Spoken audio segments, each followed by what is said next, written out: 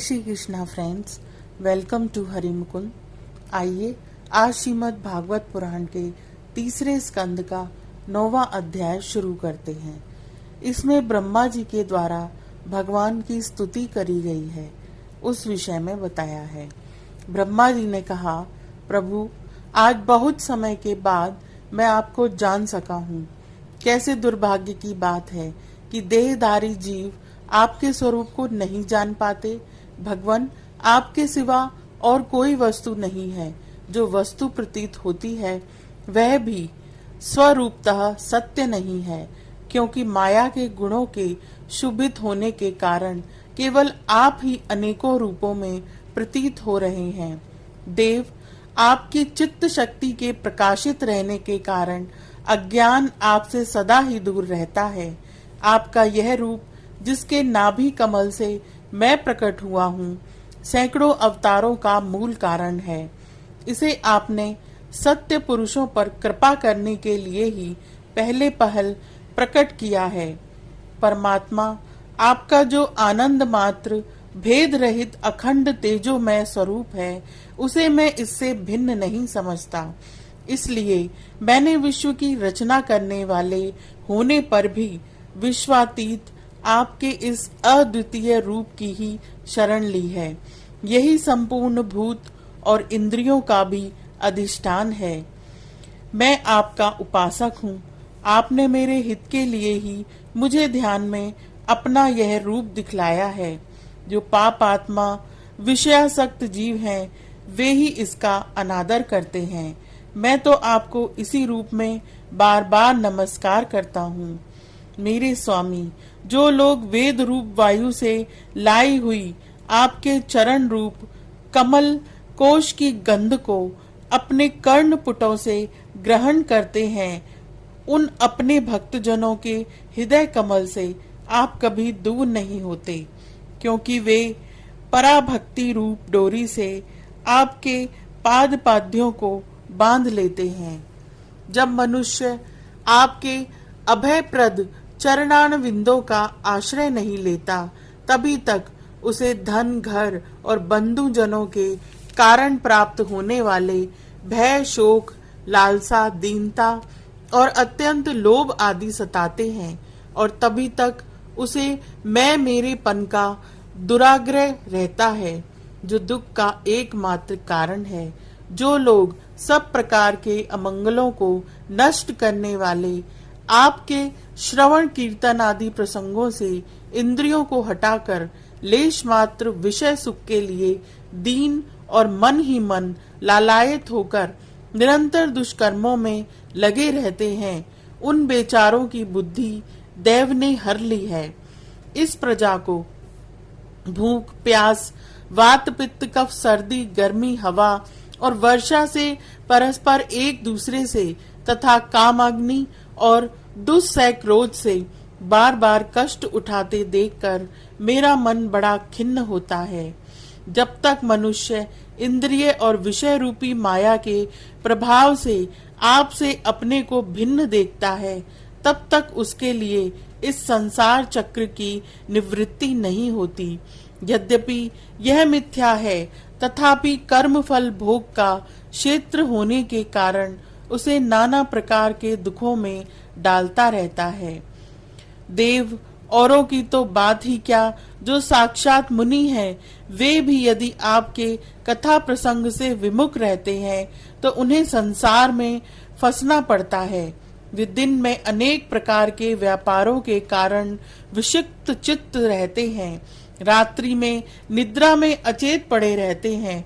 उस समय भी तरह तरह के मनोरथों के कारण क्षण क्षण में उनकी नींद टूटती रहती है, तथा दैववश उनकी अर्थ सिद्धि के सब उद्योग भी विफल होते रहते हैं। नाथ, आपका मार्ग केवल गुण श्रवण से ही जाना जाता है। आप निश्चय ही मनुष्यों के भक्ति योग के द्वारा परिशुद्ध हुए हृदय कमल में निवास करते हैं। पुण्य श्लोक प्रभु, आपके भक्तजन जिस जिस भावना से आपका चिंतन करते हैं, उन साधु पुरुषों पर अनुग्रह करने के लिए आप वही वही रूप धारण कर लेते हैं। भगवान, आप एक हैं तथा संपूर्ण प्राणियों के अंतःकरणों में स्थित उनके परम हितकारी अंतरात्मा हैं। इसलिए यदि देवता लोग भी हृदय में तरह तरह की कामनाएं रखकर भांति भांति की विपुल सामग्रियों से आपका पूजन करते हैं, तो उससे आप उतने प्रसन्न नहीं होते जितने सब प्राणियों पर दया करने से होते हैं। किंतु वह सर्वभूत दया असत पुरुषों को अत्यंत दुर्लभ है। जो कर्म आपको अर्पण कर दिया जाता है उसका कभी नाश नहीं होता, वह अक्षय हो जाता है। अतः नाना प्रकार के कर्म, यज्ञ, दान, कठिन तपस्या और व्रत आदि के द्वारा आपकी प्रसन्नता प्राप्त करना ही मनुष्य का सबसे बड़ा कर्म फल है। क्योंकि आपकी प्रसन्नता होने पर ऐसा कौन फल है जो सुलभ नहीं हो जाता। आप सर्वदा अपने स्वरूप के प्रकाश से ही प्राणियों के भेद भ्रम रूप अंधकार का नाश करते रहते हैं तथा ज्ञान के अधिष्ठान साक्षात परम पुरुष हैं। मैं आपको नमस्कार करता हूँ। संसार की उत्पत्ति, स्थिति और संहार के निमित्त से जो माया की लीला होती है वह आपका ही खेल है। अतः आप परमेश्वर को मैं बार बार नमस्कार करता हूँ। जो लोग प्राण त्याग करते समय आपके अवतार, गुण और कर्मों को सूचित करने वाले देवकी नंदन, जनार्दन, कंस निकंदन आदि नामों का विवश होकर भी आचरण करते हैं, उच्चारण करते हैं, वे अनेकों जन्मों के पापों से तत्काल छूटकर मायादि आवरणों से रहित ब्रह्म पद प्राप्त करते हैं। आप नित्य अजन्मा हैं। मैं आपकी शरण लेता हूँ। भगवान, इस विश्व वृक्ष के रूप में आप ही विराजमान हैं। आप ही अपनी मूल प्रकृति को स्वीकार करके जगत की उत्पत्ति, स्थिति और प्रलय के लिए मेरे अपने और महादेव जी के रूप में 3 प्रधान शाखाओं में विभक्त हुए हैं और फिर प्रजापति एवं मनु आदि शाखा प्रशाखाओं के रूप में फैलकर बहुत विस्तृत हो गए हैं। मैं आपको नमस्कार करता हूँ। भगवान, आपने अपनी आराधना को ही लोगों के लिए कल्याणकारी स्वधर्म बताया है, किंतु वे इस ओर से उदासीन रहकर सर्वदा विपरीत कर्मों में लगे रहते हैं। ऐसी प्रमाद की अवस्था में पड़े हुए इन जीवों की जीवन आशा को जो सदा सावधान रहकर बड़ी शीघ्रता से काटता रहता है, वह बलवान काल भी आपका ही रूप है। मैं उसे नमस्कार करता हूँ। यद्यपि मैं सत्य लोक का अधिष्ठाता हूँ, समस्त लोकों का वंदनीय है, तो भी आपके उस काल रूप से डरता रहता हूँ। उससे बचने और आपको प्राप्त करने के लिए ही मैंने बहुत समय तक तपस्या की है। आप ही अधियज्ञ रूप से मेरी इस तपस्या के साक्षी हैं। मैं आपको नमस्कार करता हूँ। आप पूर्ण काम हैं।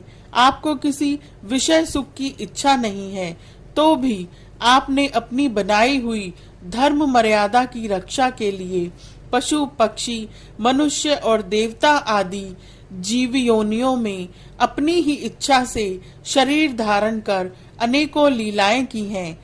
ऐसे आप पुरुषोत्तम भगवान को मेरा नमस्कार है। प्रभु, आप अविद्या, अस्मिता, राग, देश और अभिनिवेश 5 में से किसके भी अधीन नहीं है।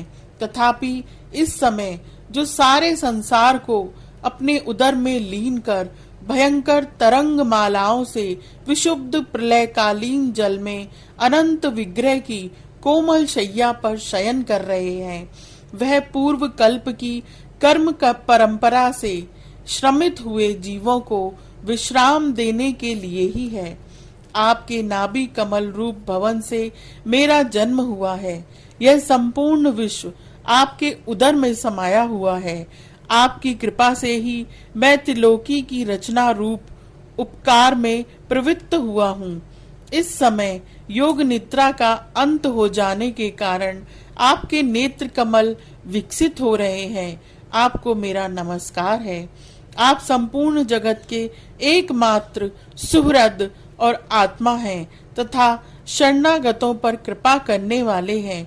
अतः अपने जिस ज्ञान और ऐश्वर्य से आप विश्व को आनंदित करते हैं, उसी से मेरी बुद्धि को भी युक्त करें, जिससे मैं पूर्व कल्प के समान इस समय भी जगत की रचना कर सकूं। आप भक्त वांछा कल्प पतरु हैं।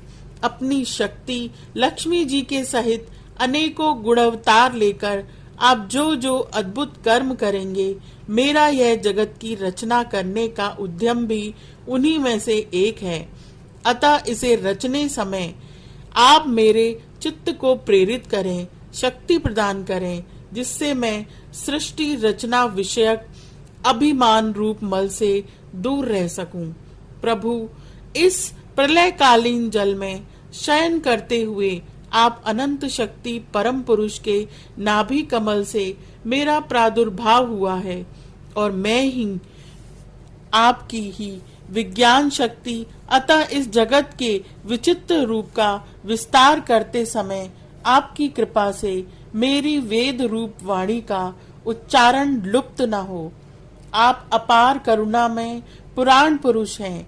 आप परम प्रेममयी मुस्कान के सहित अपने नेत्र कमल खोलिए और शेष शैया से उठकर विश्व के उपद्रव के लिए अपनी सुमधुर वाणी से मेरा विषाद दूर कीजिए।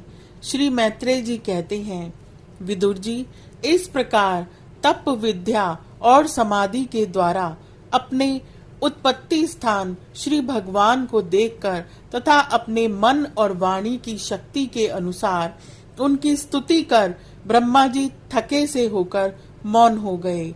श्री मधुसूदन भगवान ने देखा कि ब्रह्मा जी इस प्रलय जल राशि से बहुत घबराए हुए हैं तथा लोक रचना के विषय में कोई निश्चित विचार न होने के कारण उनका चित्त बहुत खिन्न है।